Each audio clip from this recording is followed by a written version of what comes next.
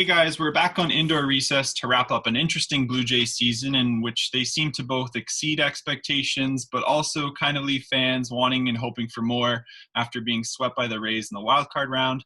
I'm joined by Star Baseball columnist Gregor Chisholm, Jays beat reporter Laura Armstrong today. And Laura, let's start with you. To kick things off, it's been a few days now since the Jays were bumped.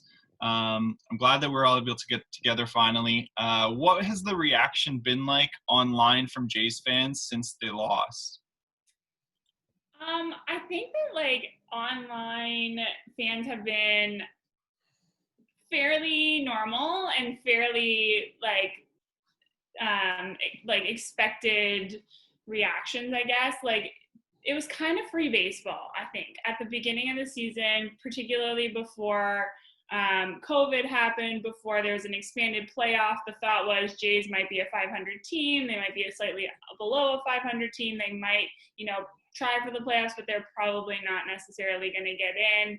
Suddenly, pandemic hits, 60-game season, expanded playoffs, and suddenly the Jays are right in there and in contention in the postseason. So I think that a lot of fans took it sort of as free baseball, but on the other side of that, it was like the Jays had played so well going into, the last weeks of the season, and then suddenly it's like they're out after 2 games. And certainly they're out after the 2 games against the best team in the American League. It was always going to be tough, but I think that, you looked at some of the moments and you were kind of like, they could have done better. They could have stretched it to 3. I think Gregor and I would have appreciated if they stretched it to 3 or more.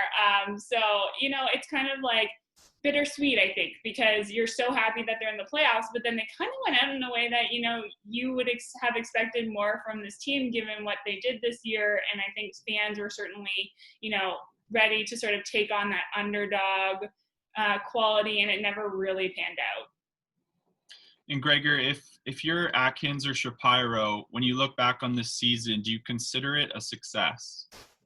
Yeah, I think you do. I mean, I think the Jays were slightly ahead of where they should have been at this point. I think if you were going into the year, a lot of people would have had teams like the Angels, who are very disappointing this year, probably ahead of the Jays. And so, going into the year, a lot of people probably would have had them as like the 9 or 10 seed. So the fact that they got in there as number 8 and got a taste of the postseason, I mean, I think that is a huge success. And I mean, realistically, this team was another year away from really their competitive window opening. So I think they're slightly ahead of that curve. I think if it was a normal year, this would be kind of a par for the course type of season, like a step in the right direction. But, a team that ultimately would have probably finished, slightly above 500 and would have missed the postseason. And then we would have been looking at 2021. It's like we are right now, as when they can more realistically contend with the Yankees, with the Rays.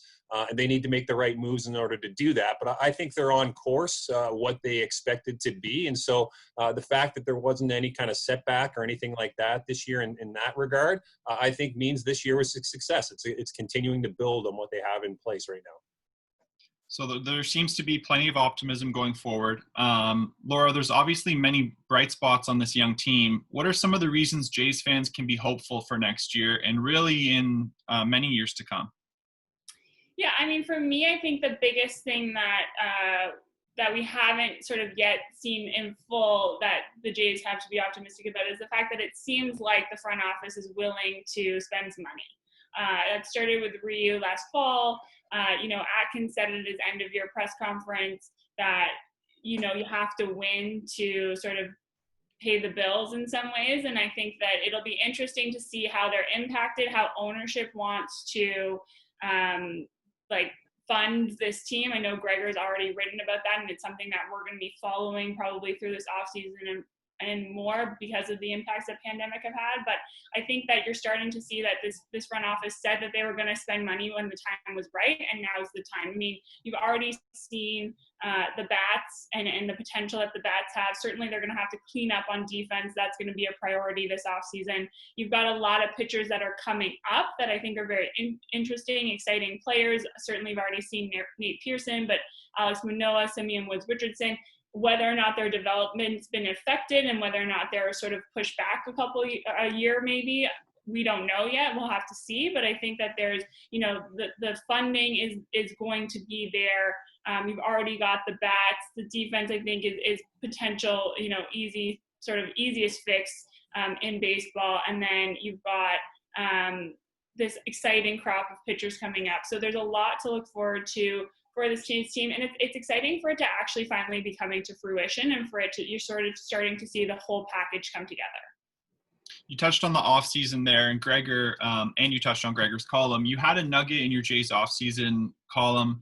One of the many needs or targets this offseason might be another impact arm to the rotation. In your view, do the Jays have any shot at Trevor Bauer, and who would the best fallback option be?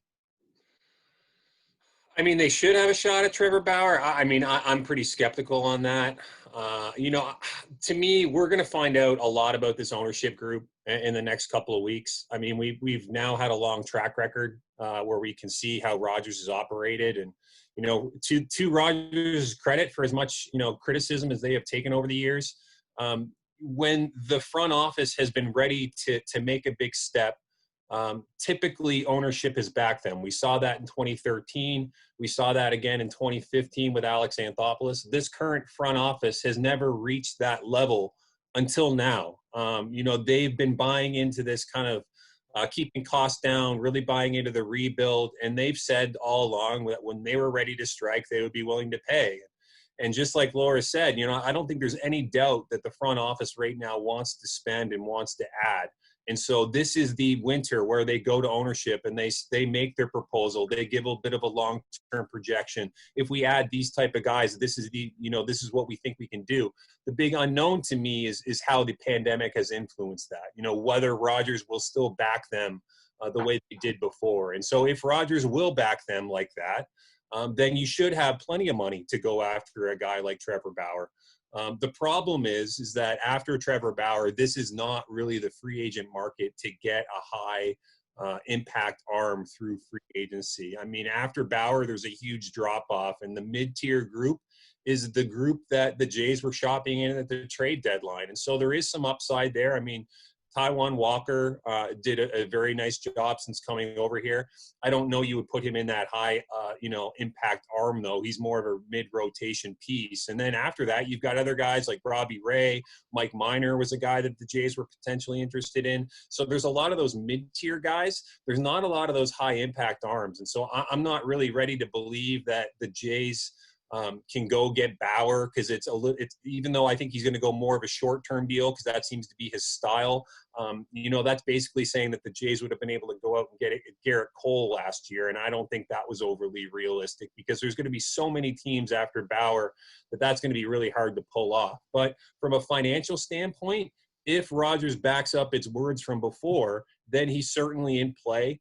And then you certainly go after high target guys through trade, and you have the system to back that up. It's the big unknown at this point. Will Rogers back them like they did in 2013 and 2015 after a year where there's been no ticket sales?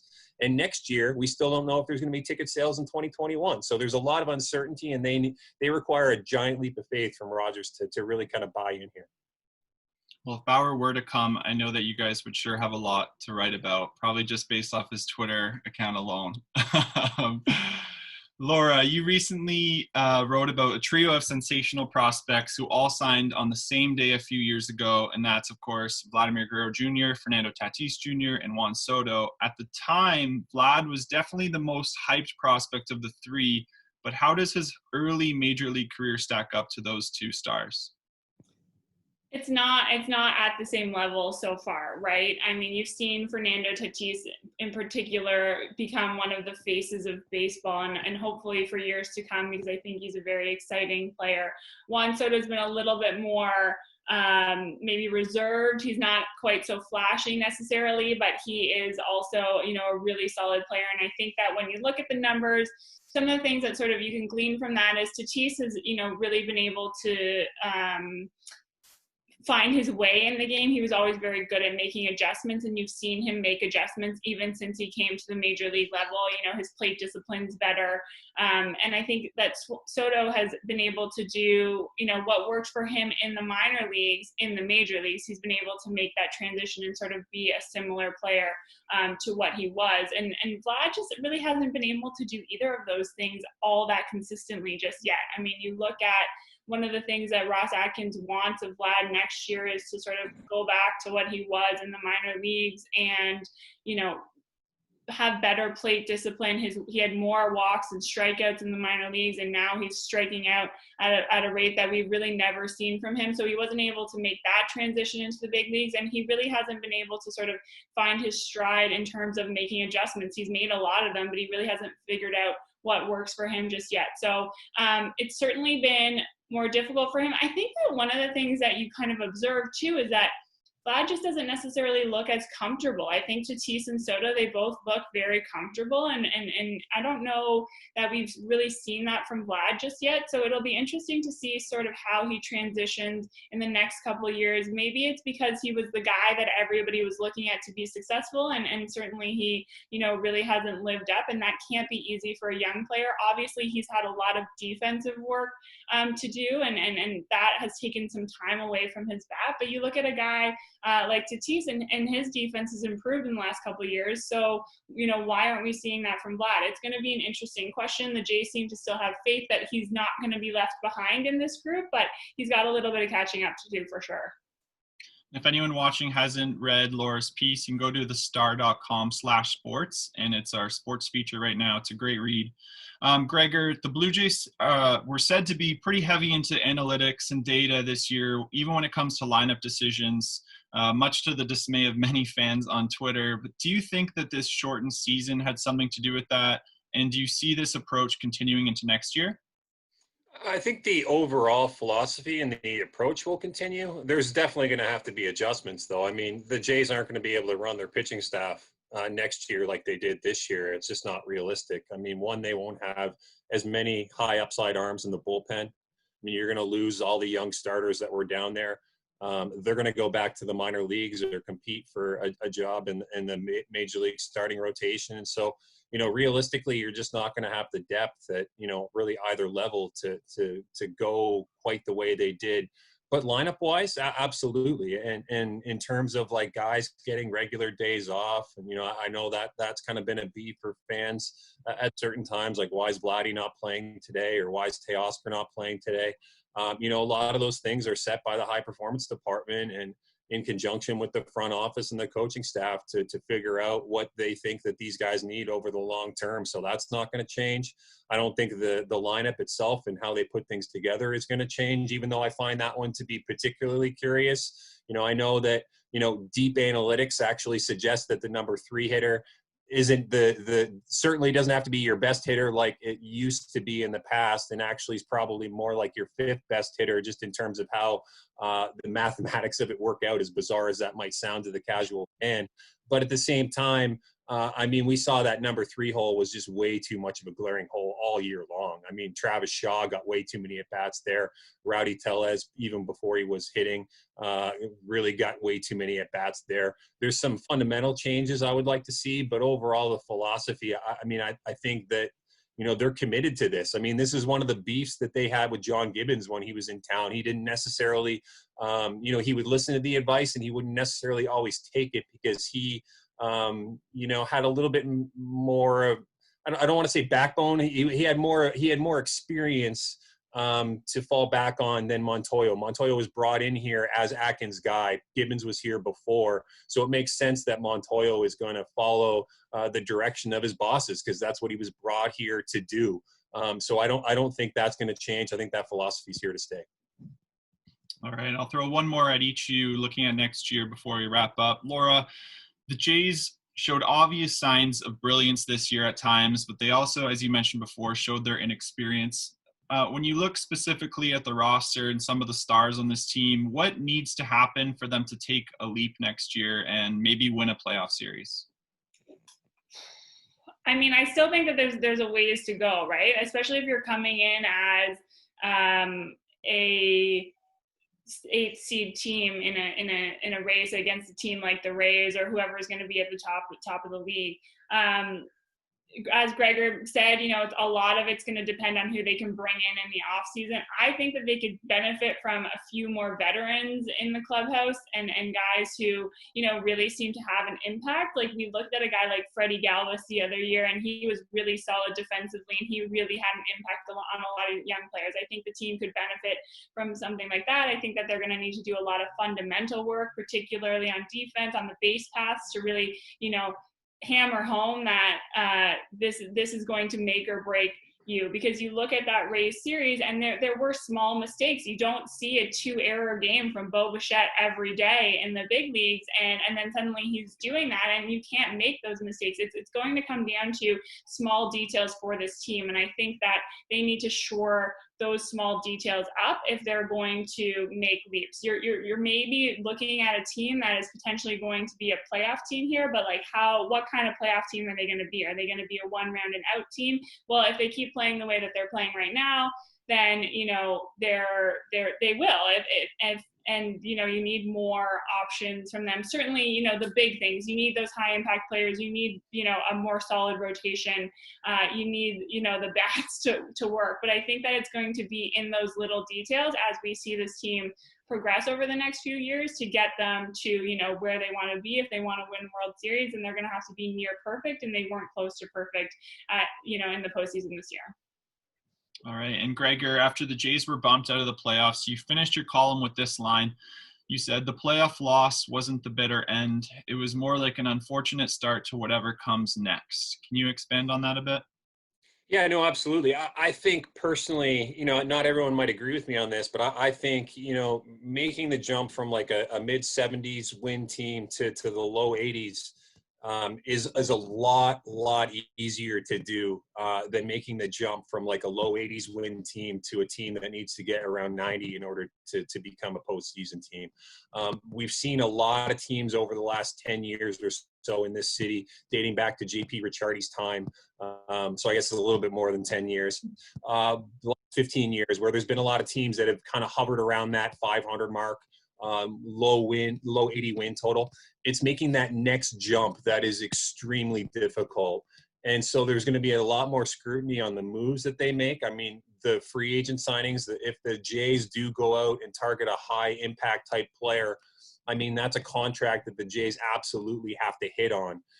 The additions that they're going to make this offseason are more important than ever because the expectations have been raised. And so, you could get away with the Jaime Garcias, and kind of some of the failed signings like a Tanner Roark and some of these years, and it doesn't really make or break what you're doing.